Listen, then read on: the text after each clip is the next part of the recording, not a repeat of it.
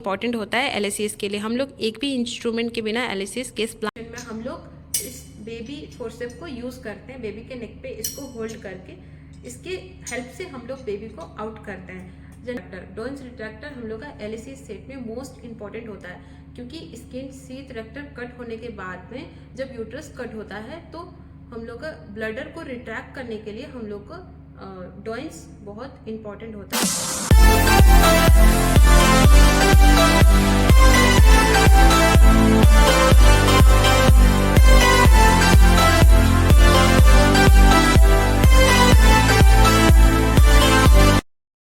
Hello guys, good morning, welcome back to our YouTube channel the surgical medi master. तो आज हम लोग discuss करने वाले हैं एलएसीएस सेट के बारे में कि एलएसीएस केस जब होता है तो हम लोग कौन कौन से इंस्ट्रूमेंट को लेते हैं और स्टेप बाय स्टेप हम लोग कौन कौन से इंस्ट्रूमेंट को कब यूज़ करते हैं। तो मेरे कमेंट सेक्शन में बहुत सारा कमेंट आया हुआ था कि एलएसीएस सेट के बारे में बताने के लिए, डीएनसी सेट के बारे में बताने के लिए। तो आज हम लोग डिस्कस करते हैं एलएसीएस सेट के बारे में एंड नेक्स्ट हम लोग कभी और दिन डिस्कस करेंगे डीएनसी सेट के बारे में। तो चलिए स्टार्ट करते हैं कि हम लोग कौन कौन सा इंस्ट्रूमेंट लेते हैं और बैक टू बैक हम लोग का कौन सा इंस्ट्रूमेंट कब कैसे यूज़ होता है और किस किस टाइप पे हम लोग कौन सा इंस्ट्रूमेंट को कब यूज़ कर सकते हैं। तो चलिए हम लोग सबसे पहले जानते हैं कि एलएसीएस का फुल फॉर्म क्या है। एलएसीएस उसका फुल फॉर्म क्या होता है। तो एलएसीएस का फुल फॉर्म होता है लोअर सेगमेंट सिजेरियन सेक्शन। ये हम लोग को जानना बहुत ज़रूरी होता है, जो हम लोग का फुल फॉर्म है। तो अभी हम लोग जानते हैं कि हम लोग कौन कौन से इंस्ट्रूमेंट को यूज़ करते हैं। तो बेसिकली यहाँ पे हम सारे इंस्ट्रूमेंट को यहाँ पे सेटअप कर लिए कि हम लोग को कौन कौन सा इंस्ट्रूमेंट यूज़ होता है। एक बार अच्छे से आप लोग को दिखा देते हैं कि तो यहाँ पे मोस्टली हम लोग सारे इंस्ट्रूमेंट को यहाँ पे सेट कर लिए हैं, सारे ट्रॉली को डेकोरेट कर लिए हैं एलएसीएस केस के लिए कि एलएसीएस केस में हम लोग कौन कौन से इंस्ट्रूमेंट को लेंगे। तो बेसिकली ये सारे इंस्ट्रूमेंट बहुत इंपॉर्टेंट होता है एलएसीएस के लिए। हम लोग एक भी इंस्ट्रूमेंट के बिना एलएसीएस केस प्लान नहीं कर सकते हैं। तो अभी हम लोग एक एक करके एक एक इंस्ट्रूमेंट का यूजेस आप लोग को बताते हैं कि कौन से इंस्ट्रूमेंट को हम लोग कब यूज़ करते हैं। तो एलएसीएस कब होता है? तो एलएसीएस ऐसी सिचुएशन में होता है जब बेबी का हार्ट रेट कम हो, मिकोनियम हो या लीकिंग हो। तो ऐसे सिचुएशन में डॉक्टर प्लान करते हैं एलएसीएस का। एलएसीएस होता ये है नॉर्मली जो बेबी नॉर्मली डिलीवरी ना हो और जिसका कोट क्लैम्प फंसा हुआ हो, लीकिंग पहले हो गया हो, तो ऐसे सिचुएशन में जब डॉक्टर डिसाइड करते हैं कि एलएसीएस करना है तो उस टाइम पे अब्डोमिनल को इंसिजन दे के बेबी को डिलीवर कराया जाता है। तो उसको हम लोग एलएसीएस बोलते हैं। अभी हम लोग बात करते हैं कि हम लोग कौन कौन से इंस्ट्रूमेंट को लेते हैं और स्टेप बाय स्टेप हम लोग कौन कौन से इंस्ट्रूमेंट को कैसे यूज़ करते हैं। तो चलिए हम लोग डिटेल में अभी देखते हैं इंस्ट्रूमेंट कि हम लोग बेसिकली कौन कौन सा इंस्ट्रूमेंट को लिए हुए एलएसीएस के लिए। तो स्टार्ट करते हैं। सबसे पहले हम लोग का है टवल क्लिप। तो ये हम लोग टवल क्लिप को कैसे पहचानेंगे। टवल क्लिप का फ्रंट जो होता है ये बहुत शार्प होता है। इसका यूज़ हम लोग करते हैं जब पेशेंट को ड्रेपिंग होता है, स्टेराइल टवल पेशेंट के ऊपर कवर किया जाता है, तो उस ड्रेपिंग को होल्ड करने के लिए, मतलब स्टेराइल टवल को होल्ड करने के लिए इस क्लिप का हम लोग यूज़ करते हैं। तो हम लोग टवल क्लिप का यूज़ सबसे पहले करते हैं। उसके बाद हो गया हम लोग का स्पॉन्ज होल्डर। स्पॉन्ज होल्डर हो गया हम लोग का इंस्ट्रूमेंट में सबसे बड़ा होता है। इसका फ्रंट जो होता है वो हम लोग का राउंड सर्कल में होता है। इसका यूज़ हम लोग कॉटन और गोज को होल्ड करने के लिए करते हैं। पेशेंट को इंसिजन एरिया में ड्रेपिंग करने के लिए हम लोग इसमें गॉज या कॉटन को होल्ड करके इसको ड्रेपिंग करते हैं। तो इसका यूज़ हम लोग इसीलिए करते हैं। एंड नेक्स्ट हो गया हम लोग का, ये हो गया हम लोग का किडनी ट्रे। ये किडनी ट्रे है। किडनी ट्रे में हम लोग स्कारपल हैंडल ब्लेड कोई शार्प चीज़ को रखते हैं, जिसमें हम जब हम लोग का बेबी आउट हो जाता है तो उसके बाद प्लेसेंटा को भी हम लोग इसी में रखते हैं। उसके बाद हो गया तो ये स्कारपल हैंडल है। इसको हम लोग स्कारपल हैंडल और बीपी हैंडल भी बोलते हैं। इसका हम लोग फ्रंट ऐसे पहचानेंगे। इसमें हम लोग ये हम लोग का हो गया 4 नंबर का। इसमें हम लोग 22 नंबर का ब्लेड इंसर्टेड करते हैं। ये हम लोग का इंसिजन देने के लिए यूज़ करते हैं। तो स्कारपल हैंडल का यूज़ हम लोग ब्लेड होल्डिंग के लिए किया जाता है।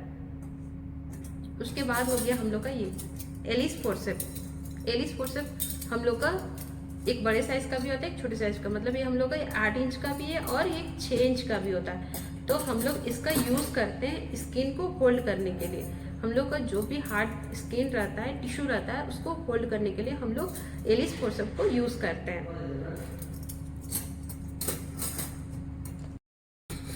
उसके बाद नेक्स्ट आते हैं हम लोग आर्टरी फोर्सेप में। तो हम लोग आर्टरी फोर्सेप को कैसे पहचानेंगे? आर्टरी फोर्सेप भी हम लोग का स्ट्रेट आर्टरी फोर्सेप भी होता है और हम लोग का कर्व्ड आर्टरी फोर्सेप भी होता है। तो ये हम लोग का हो गया कर्व्ड आर्टरी फोर्सेप। इसका यूज हम लोग मोस्टली यूज करते हैं ब्लीडिंग मसल्स को क्लैम्प करने के लिए।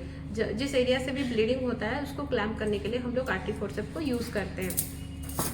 उसके बाद हो गया हम लोग का, इसमें हम लोग का सीजर भी हम लोग का 3 टाइप का है। एक हैवी सीजर है, एक मायो सीजर है और एक सूचर कटिंग सीजर है।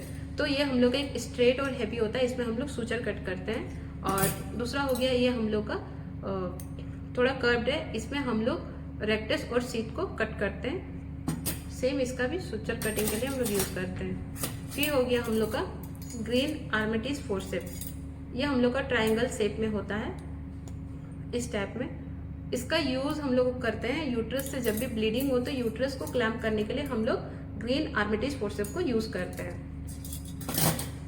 उसके बाद हो गया हम लोग का ये tooth forcep, non tooth forcep. ये भी हम लोग का 6 इंच 8 इंच दोनों का आता है। Tooth forcep, non tooth forcep दोनों 6 इंच 8 इंच का होता है। तो हम लोग नॉन टूथ फोर्सेप का यूज़ हमेशा हम लोग सूचर के टाइम यूज़ करते हैं, सूचर देने के लिए। और नॉन टूथ फोर्सेप और नॉन टूथ फोर्सेप का यूज़ हम लोग ब्लडर को हमेशा सेपरेट करने के लिए हम लोग उसको होल्ड करते हैं। उसके बाद नेक्स्ट आते हैं हम लोग नीडल होल्डर में। नीडल होल्डर भी हम लोग LACS सेट में 2 है, हम लोग का 8 इंच का एक है और हम लोग का 6 इंच का एक है। ये हम लोग का ज़्यादा डीप में अगर सूचर करना हो तो हम लोग 8 इंच का नीडल होल्डर यूज़ करते हैं। और हम लोग का स्किन और ये में सूचर देना हो तो हम लोग 6 इंच का नीडल होल्डर भी यूज़ करते हैं। इसको हम लोग कैसे पहचानेंगे? नीडल होल्डर के बीच में जो होता है गैप होता है, तो हम लोग इससे पहचानेंगे। और नीडल होल्डर का फ्रंट भी जो होता है वो बहुत कम स्पेस का होता है। तो ये हम लोग का नीडल होल्डर है जो हम लोग सूचरिंग के लिए यूज़ करते हैं, सूचर देने के लिए। उसके बाद हो गया हम लोग का ये डॉइंस रिट्रैक्टर। डॉइंस रिट्रैक्टर हम लोग का LACS सेट में मोस्ट इंपॉर्टेंट होता है, क्योंकि स्किन सीथ रेक्टर कट होने के बाद में जब यूट्रस कट होता है तो हम लोग का ब्लडर को रिट्रैक्ट करने के लिए हम लोग का डॉइंस बहुत इंपॉर्टेंट होता है। ब्लडर को रिट्रैक्ट करता है, ब्लडर को रिट्रैक्ट करने के बाद ही यूट्रस में कट इंसिजन दिया जाता है। तो ये हम लोग का LACS सेट में सबसे इंपॉर्टेंट इंस्ट्रूमेंट है।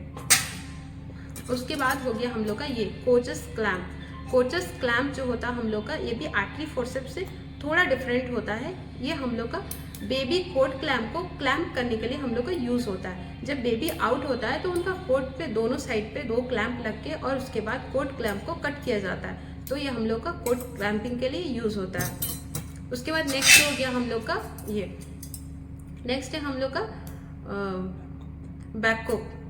बैकऑक फोर्सेप। इसका यूज़ हम लोग जब गया हम लोग का ये है बैकऑक फोर्सेप। बैकऑक फोर्सेप का यूज़ हम लोग कब करते हैं? जब भी कोई पेशेंट लाइगेशन प्लान करता है, सेकंड बेबी या 1 बेबी के बाद भी लाइगेशन प्लान करता है, तब हम लोग इसका यूज़ ट्यूब को होल्ड करने के लिए यूज़ करते हैं। एंड देन हो गया हम लोग का ये गैलीपोर्ट। गैलीपोर्ट का यूज़ हम लोग बिटाडीन, स्प्रिट, ऐसा कोई भी लिक्विड तुमको लेके स्क्रब ये सब पेंटिंग ड्रेपिंग के लिए यूज़ करते हैं। तो ये हम, उसके बाद हो गया हम लोग का मोस्ट इम्पॉर्टेंट ये बेबी फोर्सेप।